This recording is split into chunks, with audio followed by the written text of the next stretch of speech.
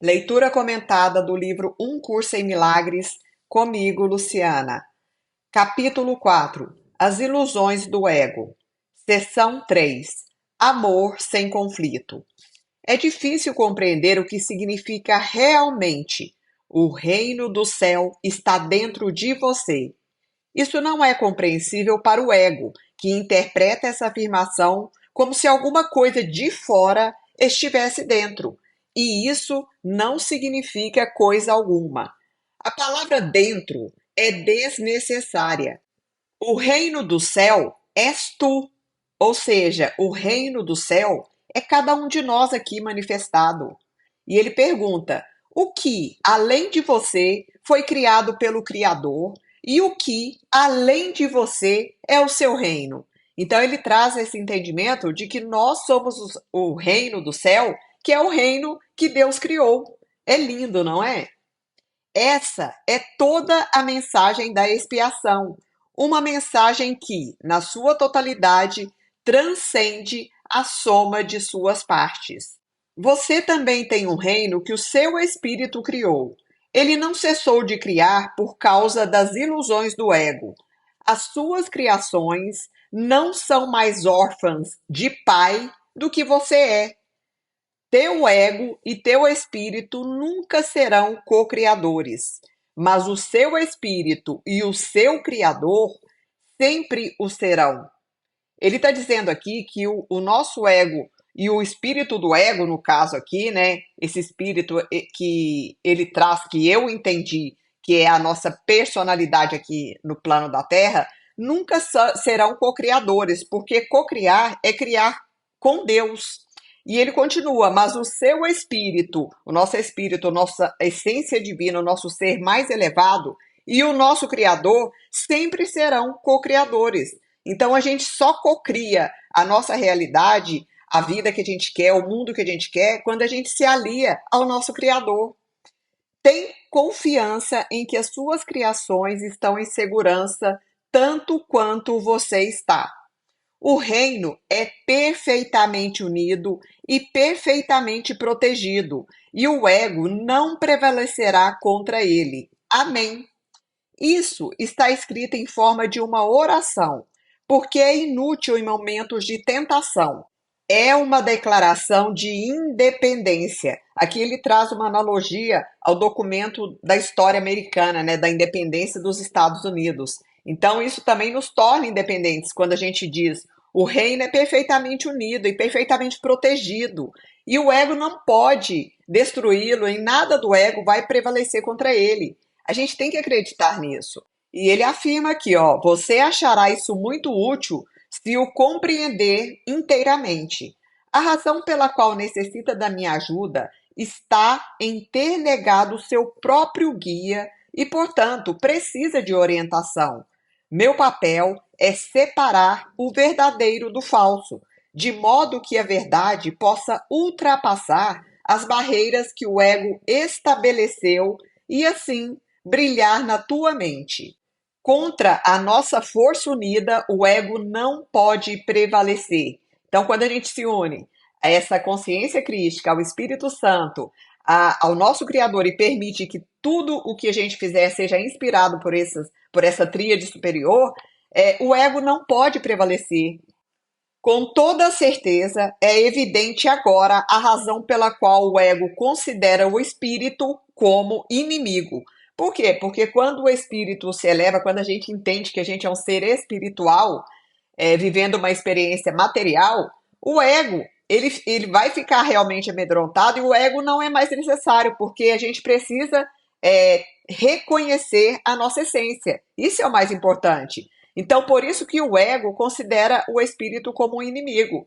Porque quando a gente reconhecer que somos seres espirituais feitos à imagem e semelhança de Deus, o ego perde valor, perde o poder de manipulação e se torna desnecessário. O ego surgiu da separação e a continuidade da sua existência depende da continuação da sua crença na separação. Então, enquanto a gente continuar nos vendo separados uns dos outros, o ego vai continuar existindo. O ego tem que te oferecer algum tipo de recompensa pela manutenção dessa crença. Tudo o que pode te oferecer é um senso de existência temporário que se inicia com o seu próprio começo e termina com o seu próprio fim. Ele te diz que essa vida é a sua existência porque é a sua própria. Contra esse senso de existência temporário, o espírito te oferece o conhecimento da permanência e do que é inabalável. Ninguém que tenha experimentado essa revelação pode jamais acreditar inteiramente no ego outra vez. Como pode o seu parco oferecimento a ti prevalecer diante da dádiva gloriosa de Deus? Você que se identifica com o seu ego não pode acreditar que Deus te ama. Você não ama o que fez. E o que você fez não te ama, que é o ego no caso, né? Tendo sido feito a partir da negação do Pai, o ego não tem nenhuma aliança com quem o fez, que somos nós, né? Ele não tá nem aí pra gente. Na verdade, ele simplesmente quer sobreviver e continuar nos manipulando. Você não pode conceber o relacionamento real que existe entre Deus e as suas criações devido ao ódio que sente pelo ser feito por você. Você projeta no ego a decisão de te separar e isso conflita com o amor que sente pelo ego pelo fato de o ter feito. Nenhum amor nesse mundo existe sem essa ambivalência. E como nenhum ego experimentou amor sem ambivalência, o conceito está muito além da sua compreensão. O amor penetrará de imediato em qualquer mente que o queira de verdade, mas é preciso que ela o queira verdadeiramente. Isso significa que ela queira sem ambivalência, e esse tipo de querer está totalmente isento da compulsão para receber que o ego tem. Então tem que ser a partir da nossa vontade, a nossa vontade verdadeira, genuína, realmente de querer que esse amor divino penetre nas nossas vidas, nas nossas mentes, que ele haja em nós e através de nós. Existe um tipo de experiência tão diferente de tudo que o ego pode te oferecer e que nunca quererá encobri-la ou esconder de novo. É necessário repetir que a sua crença na escuridão e em esconder-te é a razão pela qual a luz não pode entrar. Porque a gente acha realmente que viemos para sofrer. A gente não acredita na nossa perfeição divina, não acredita que somos merecedores de ter esse contato com esses seres iluminados, que estamos aqui realmente numa vida repleta de lutas, de desafios, de sofrimentos. Então, é a nossa intenção genuína que muda todo esse cenário. Precisamos nos abrir para que essa luz possa entrar em nossas vidas, literalmente. A Bíblia faz muitas referências às dádivas imensuráveis que são para você, mas precisa pedir. Essa não é uma condição, como as condições que o ego estabelece. É a condição gloriosa do que você é.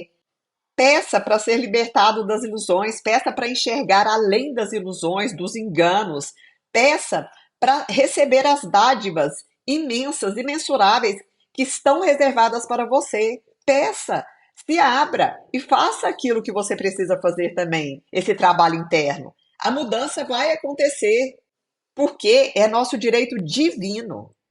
Nenhuma força, exceto a sua própria vontade, é suficientemente forte ou suficientemente digna para te guiar. Então é sempre um elemento maior da vontade genuína, de querer realmente fazer as transformações necessárias, de querer ser guiado, de querer ser inspirado, de ampliar o amor divino que já está contido em cada um de nós. Então, é sempre a nossa vontade. Não tem força mais poderosa do que isso. Nisso, você é tão livre quanto Deus e tem que permanecer assim para sempre. Vamos pedir ao Pai, em meu nome, para manter a sua mente plena do seu amor por você. e do nosso, né, por ele. Ele nunca falhou em responder a esse pedido, pois só pede o que já é a sua vontade. Aqueles que chamam verdadeiramente sempre serão respondidos. Vocês não terão outros deuses diante dele, porque não há nenhum outro. Na realidade, nunca passou pela sua mente desistir de todas as ideias que já tivesse que se opõem ao conhecimento. Você retém milhares de pequenos restos de medo que impedem a entrada daquele que é santo, de Deus, desse amor lindo manifestado. A gente impede, mas a gente não está consciente disso. Igual ele falou aqui, nunca passou pela sua mente desistir de todas as ideias que você já teve e que se opõem ao verdadeiro conhecimento. Então a gente tem que sim se mover nessa direção conscientemente, para que a gente se abra.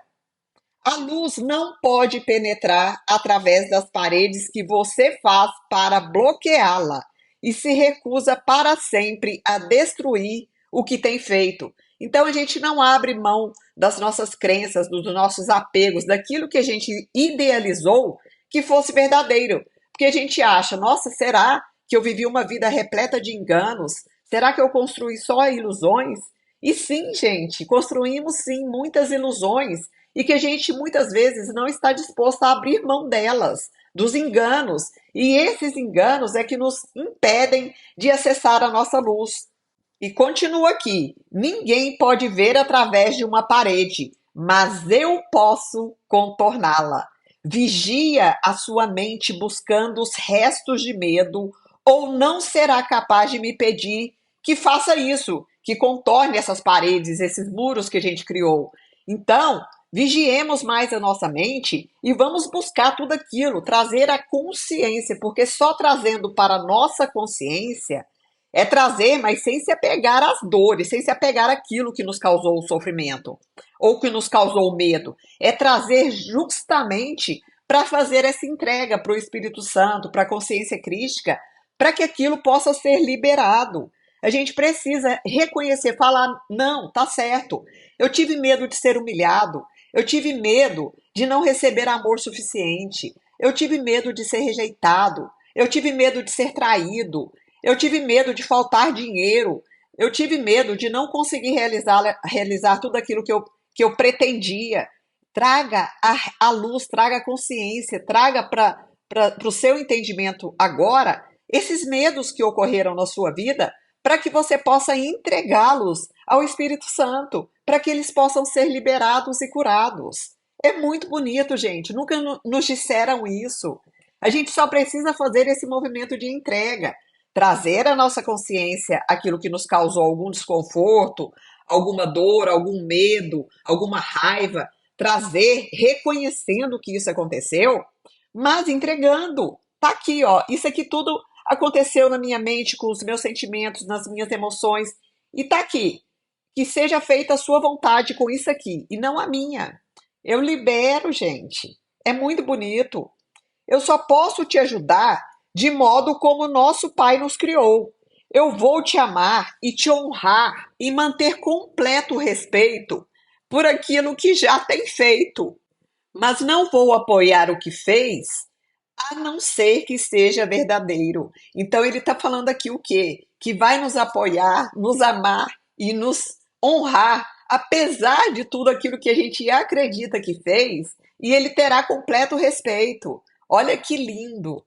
Então a gente que se critica demais, a gente que se pune, a gente que se julga, esses seres elevados estão aí disponíveis para nos acolher, para nos amar e para nos ajudar a nos curar das nossas ilusões, dos nossos medos. Eu nunca te abandonarei, assim como Deus também jamais o fará, mas tenho que esperar enquanto escolher abandonar a ti mesmo. Porque eu espero com amor e não com impaciência, com toda certeza, você me chamará verdadeiramente. Virei em resposta a um único chamado inequívoco.